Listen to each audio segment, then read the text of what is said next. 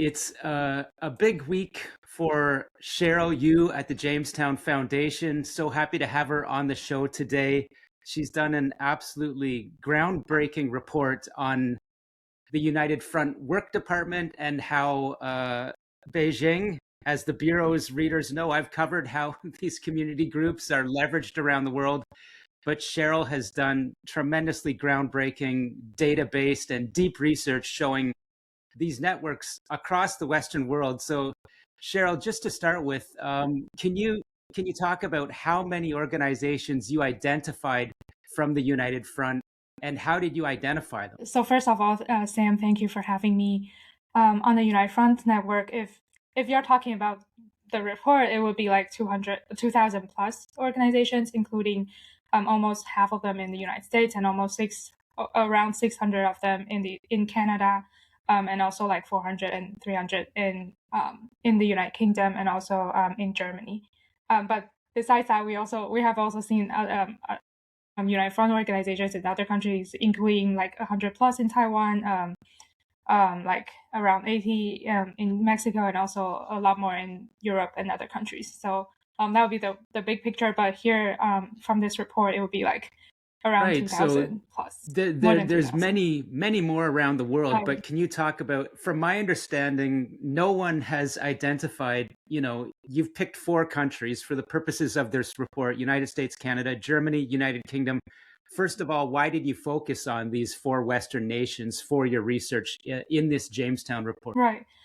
So first of all, I think they are the very important democratic countries that the party look up to. I would say, like in the beginning, historically, they from their intention, like they want to replace the United States as the global power on the world stage.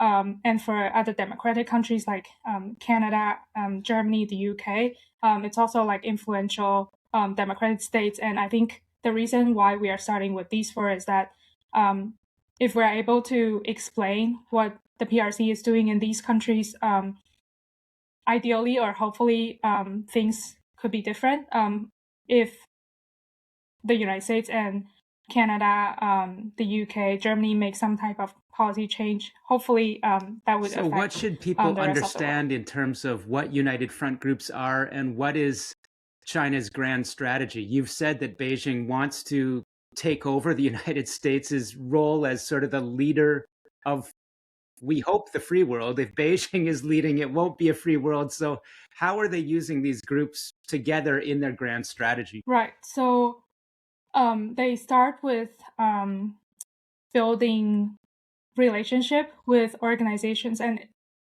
initially with individuals from or the leadership of organizations, and then and through these individuals they slowly expand into they kind of like use individuals and their network locally, like say for example in Canada, the PRC built this through the United Front system. They offer like honorary titles, invitations to the PRC for events, and then through this kind of connection, they expand their network to their friends on the ground here in Canada and elsewhere. So they kind of like try to use this the network that it is building, and then they try to control them eventually, and then make requests for them to do things for the PRC Right. when So, the party yeah, needs them to. that makes sense. If Is it that's fair enough to say that, I censorship. mean, when most people think of the Chinese Communist Party, I think the vast majority of the Western world doesn't understand very much. And they think the CCP, if they know anything, is based in China. But what you're explaining, and I think what my research has pointed towards, is China is implanting the CCP into, Western cities, Western governments, from federal to down to municipal level. Is that, fair enough to describe it that way? Right. Yes, and one thing I want to point out is that initially, like through these type of relationship building events, they're not technically illegal, at least in the beginning. So they try to, through these kind of like benign activities, friendly invitations, it will like eventually turn into something more. When they need to, they will through some of their other system, they will be making requests that would be Right. helpful So, I for their mean, I goal. know as Jamestown's leader who helped you with your research, Peter Mathis, the former CIA expert, has explained to me the United Front is sort of like a massive network. It's almost like he describes it like a big set of jungle grass, and in that deep down in that grass will be the snakes and the scorpions and the tigers, which we could describe as Chinese intelligence handlers. And I guess that leads me to a big finding is in the United States, you had a number of case studies focused on technology transfer and espionage. Can you walk through what you found there? Right. For the espionage cases, it would be like, so an individual initially, when the party approaches them, it might be like long time ago, right? Like it might be in the 1980s when the United Front system first get in touch with this individual who just came to the US as a student when they're either, it could be through like CSSAs, like the Chinese Student and Scholar Association, or it could be like some kind of like scholarly event when they where they invite them back to China. As we just mentioned, it's more like a benign, activity where they started to build relationship with this kind of United Front activities. But then as time goes on, it's not like the party like when they approach you, they make this like request, hey, you have to steal technology for me later, 10 years later or something. But initially, it's just like friendly relationship building events. But then as time goes on, this kind of like relationship is not like a one-time thing. Like they continue, like every year they invite them back to participate in like say a city level or municipal level overseas Chinese conference, and through this kind of relationship building, 10 years later when they realize, oh, this person now is now in like now works for a US or Canadian important like technology company, at this moment they will like try to make requests saying that, hey, this is something that would be very helpful for our country. It would be very helpful for our country to achieve our goal. This will make us like proud Chinese, and using that kind of like cultural and social lure. And then at this moment, they would this long-term relationship building that's not illegal might turn Right. illegal as the So party requests. I don't want to forget. Maybe could you just explain, to the viewers how you got into research of Chinese influence? What's your background? And I think it's fair to say, we've had some discussions with experts in Ottawa, and you're now, one of the leading experts in the world on identifying the United Front. So has that made you a concern, do you think, to Beijing? So my background, so I'm originally from Taiwan. I came to the United States for my master's degree in public administration, and where I did a report on, or kind of like an independent study on how the CCP is censoring or surveillancing Chinese students on U.S. campuses.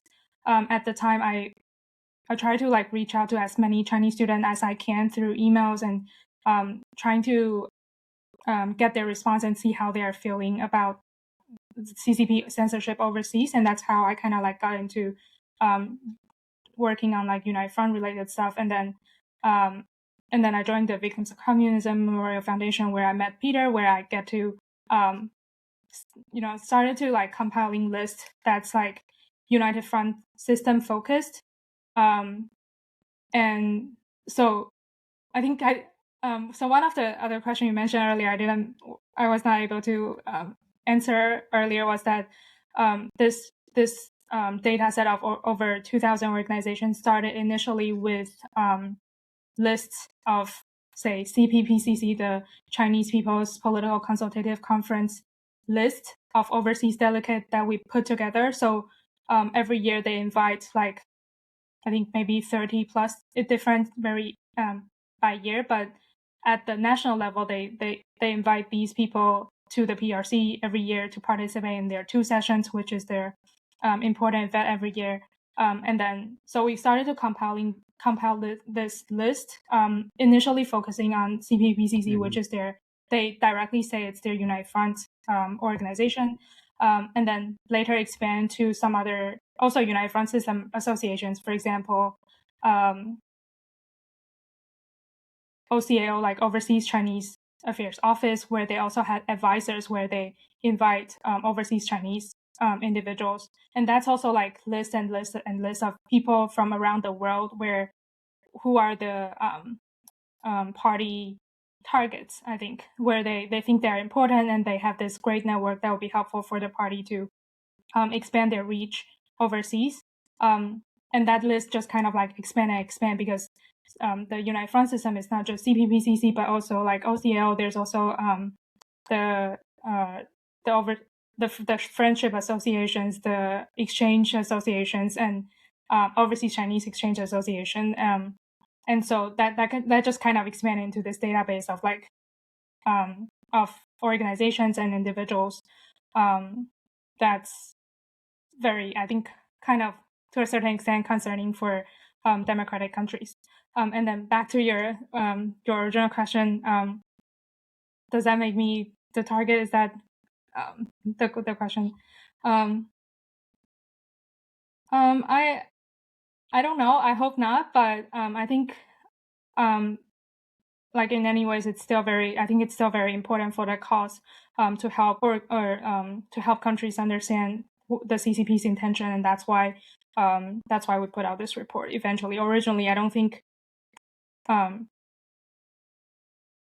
don't. Yeah, it's just I think I hope not, but it's just I think it's very important case to mention. So I hope this would be helpful for everyone's work. One thing that just came to my mind, I'm going to show your report. It's called "Harnessing the People: Mapping Overseas United Front Work in Democratic States." So does that title get towards sort of wrapping our heads around the Chinese police station story, the transnational repression story, or how the United Front identifies community groups and takes them over and uses them for the objectives of Xi Jinping and all the leaders, in the past decades? Is that kind of the idea of the title? Yeah, I think the title is to say that they are trying to cultivate this kind of relationship as they build out this overseas United Front network. Yeah. Yeah. Is that I'm not sure if that answers that's close question, enough to what I was thinking. Harnessing the people so they don't, even though you migrated from China and you're living in Germany, the United Kingdom, United States, Canada, New Zealand, Australia, in the United Front system, they're still trying to harness you and treat you like you're part of, the great motherland. And I mean, I guess that to me, that's what the title spoke to. Right. So I guess every reader can take away, but I want to get into Canada. Like, again, absolutely groundbreaking finding, mind-blowing. You identified 575 United Front groups in Canada. So I did the math on that. That's nearly 5 times the United States rate. United States, of course, a much larger country. It's a much higher proportion than United Kingdom and Germany. So what did you think when you found such a saturation of United Front groups in Canada? And is there a reason, or a rhyme behind it? Yeah, so I think Canada is very important target for the party because it is open, it is very influential, and it also intertwined a lot with the United States economically and politically. And so I'm not sure if that's the reason, but also like Canada is a very open country, right? So it's very friendly to people around the world. And so it can be, so I think the interesting thing that I saw in cases related to Canada is that individuals who has like linked with United Front system agencies, they kind of like openly share their access to, say, for example, Canadian leadership. They are very proud that they were able to, get in touch with say, the prime minister or become one of the politicians at the city level or municipal level in Canada, it doesn't look like they are trying to hide to a certain extent. Like they proudly share that in open source online or websites and open source with in open source information. So and I think that is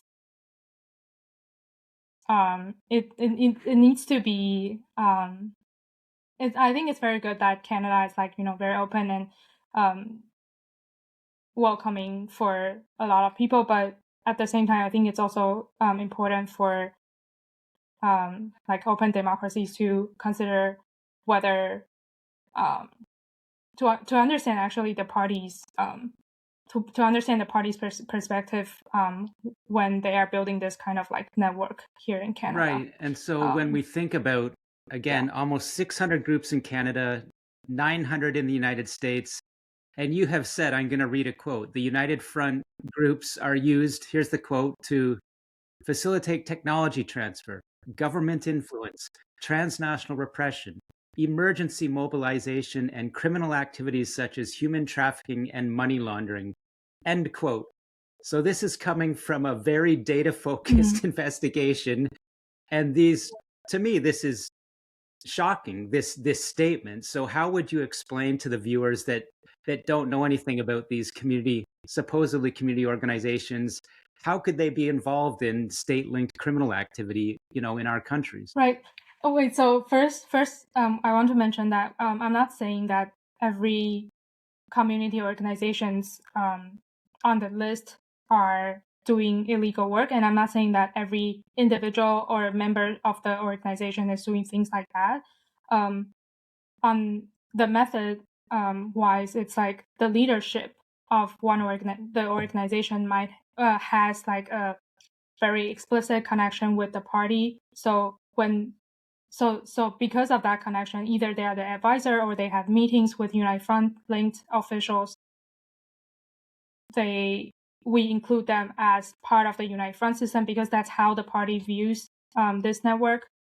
So from the party's perspective, they think that because through this leadership or individual, or maybe two or three, it's at least one. So there might be like within this organization, there might be 5 or 10, but it depends. But I just want to clarify that we're not saying that every individual that's involved in one of the community association or participated in the New Year celebration is like part of the agent. And I'm not saying that all of them are criminal or would do like criminal activities, but it's like from the party's perspective, they build up this network of individuals and sometimes organizations. They are able to make requests, and those requests include the things that you just mentioned, say, for example, the like government influence or sometimes criminal activities. The party has this ability to activate this big network of people and organization when they need to. So it's like, I think that the hard thing for democracy when dealing with this is that the relationship building is not illegal at first, right? Like it's just normal, relationship building events, like we get coffee or things like that. But as they build trust, as they shape their thinking later on, when the party needs something to happen, so I remember reading in Alex Josky, who a researcher that you're familiar with, and he quoted in an early report on the United Front that Chairman Mao's sort of top diplomat and I guess spy master Chou En-lai, I believe, had said something like, use the United Front to blend the legal with the illegal. So does that get to what you're saying? Like the network is legal broadly, but as Peter Mathis says, within that massive network, it can be operationalized illegally. Right, exactly. So back to Peter's the long grass and snake inside the long grass case example. It's literally that. It's the party is trying to blur the line between the legal and illegal activities that they're doing, and which is why that makes it really hard for democratic countries to deal with it, because usually in democratic system, it's not until the illegal happen can the democratic countries deal with that, right? Like during the relationship building process, like if there's no like FARA or requirement for foreign agents to register, how can democratic countries say, hey, this is illegal for you to get coffee with a CCP, like United Front linked official? It's always like not until like say they already steal some kind of technology or like the economic espionage thing happen can they like charge this individual for doing something illegal. So I think it's a very big issue from after working on the research and it's a very challenging Right. thing So for that brings us to your democratic policy countries. recommendations and conclusions. How should these four leading Western nations, including Canada and the United States, deal with such a sophisticated strategic plan to undermine us? What do you recommend our governments should do together, and can they act together? Right. I mean, I can say something like more generally, but I think since like situation is different in every country,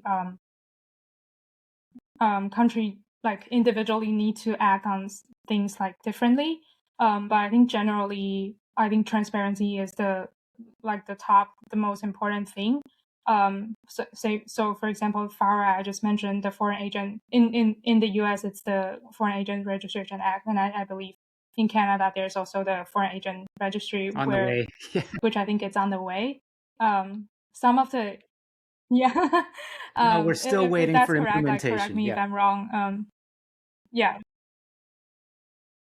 yes. And in the US, there's also some similar, but I think at least like in the US, I think there's that would be the first step, and that's should not be a hard step to do. Like for requiring like agents that's representing um um an adversary country to register. It's not. We're not saying that they cannot operate. It's just they should tell like they should just state that they are doing something here on behalf of the other country, since that's what they think is important, right? Like if they want to do that for them, they should be open about it, and they should also be open for democratic countries or society to discuss whether what they're doing is should be allowed or not, right? Like since they are doing things in a democratic country, I think that is a very at the least that a democratic country should do when these people are or organizations are operating in our societies. We have to protect our societies, and they can too, but it's just so transparency I think is the very least that democratic country can do. And then second is that since it's very hard to cut off all like engagements, right? So I think for government officials, not just government officials, since like we can see that the party they try to build relationship not just with government officials, but also like everyone at every level in every sector, based on the data. So I think it's very important for people in democratic countries or actually everywhere else to understand what the party's intention is. Like they have a very a set goal in mind when they're engaging with a democratic country. It's not like they just go in there and they consider like say a academic exchange as a neutral academic exchange. It's like people who are carrying out that kind of exchange for the Chinese Communist Party has a very clear intention in mind and that is for the party. So for the people on the democratic side that is engaging with the party or their counterpart, they need to keep the party's intention in mind when they are interacting with them, so that they can observe. I mean, they can with like by when they understand when they understand the party's intention, and as they engage with them, they'll be able to observe that subtle difference when they're when they're engaging with a democratic country or this like the Chinese Communist Party, right? Because they'll be able to see that difference when between a democratic country coming in with an open mind on this discussion with on like academia stuff, as opposed to the Chinese Communist Party when they are coming in with a very clear goal So in more mind. transparency, more understanding in Western governments, and then you kind of set the baseline, and you can see who's.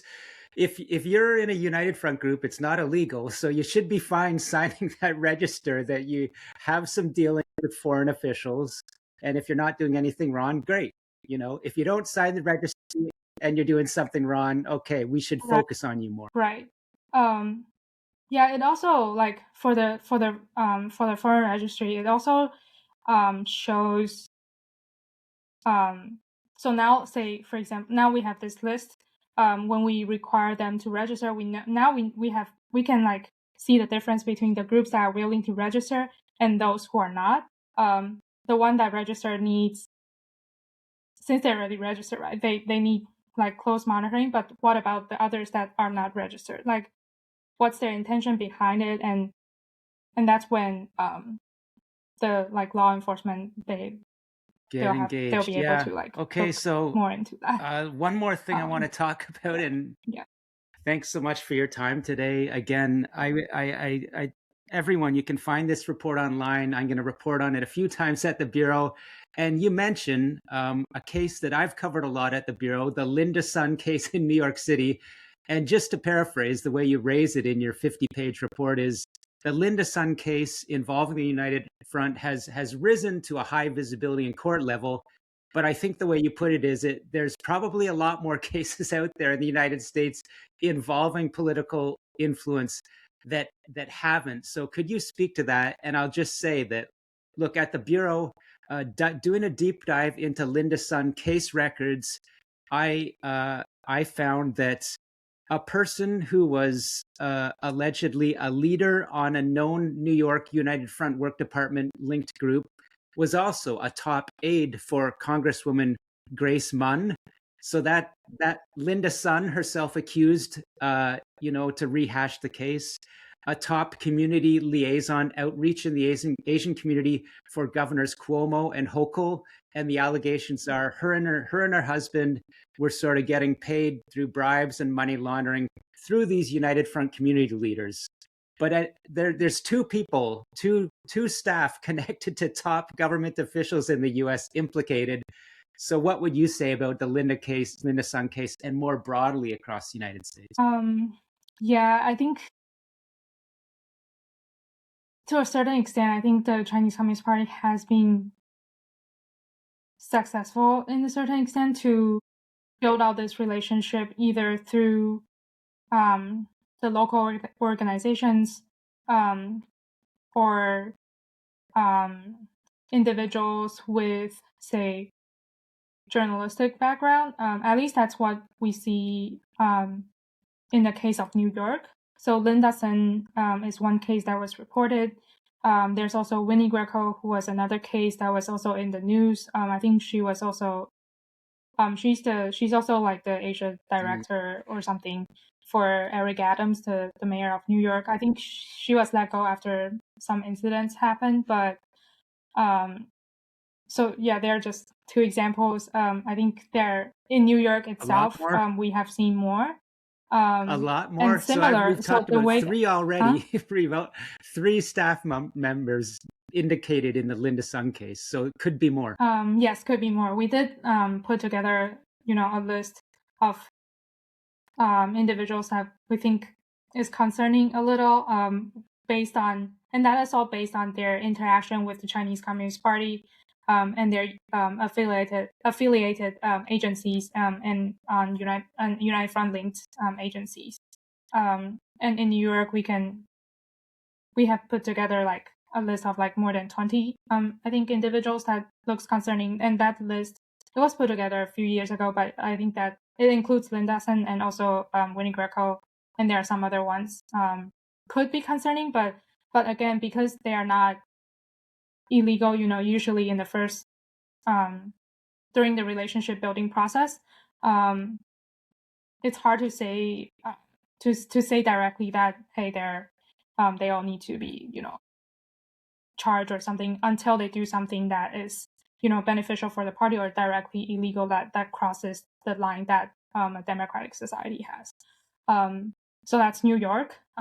We've also from the Canada example, I think we also see like there are also individuals with similar background who has like really close say heads 6 United Front linked organizations in Canada, and also was a CPPCC overseas delegate who had very close relationship with say the prime ministers or city level officials, or who became the candidates of city or provincial level officials in Canada. And so it's not uncommon to see that kind of relationship, which is the way we identify it. It's like this individual or sometimes organization where they had this really close relationship with United Front linked agency, and then at the same time they also had really close relationship with Canadian officials or U.S. officials or officials at local governments, Right. and at federal level. So that's kind of like it's not, it's like 2 or 3 that's being made public, but there's a lot more I think that needs close attention. Yeah. But that I think most of it would be coming from the party's perspective, which is to see like who the party consider important, and then to continue monitoring how these people are being Right. So the thought that used by the comes to my party. mind is most major North American cities, especially with a big diaspora population, we could probably expect, some of these potentially concerning cases of people working in politicians' offices that agencies, law enforcement and intelligence should probably, start to think about paying some attention to. Is that fair enough? Yes, if they are being reached out by the party or from the party's perspective, if they are the ones that has close connection with, then I think they would be some All right, people I'll that let you needs go. close One monitoring. more thing I wanted to say. You did a great report on Mexican and United States transborder United Front group connections. So I'm just going to tell people to go to the Bureau and also Jamestown. I wrote about your report, but my take on it was you established that the evidence seems to show that in Mexico, which I would say obviously sort of a lower security and law enforcement environment, it looks like China has set up. You had about 80 United Front groups, and it seems like they were seeking to transport leaders and transplant them into the United States across the border. Is that I think Mexico is another topic, but it's also very interesting to see as things develop, since I think United Front Group in Mexico is one of the actors that's doing that. But we also see, I think, a lot, I think mentioned in the report that through businesses, it's also another big channel that the party is trying to promote or to push for their ambition through these got different it? types of So again, actors. Yeah. Harnessing the People, Mapping Overseas United Front Work by Cheryl Yu for the Jamestown Foundation. Brilliant report. Important, I think, for where we are in the world right now. So, Cheryl, thanks again so much for your time today. And, I've learned a lot.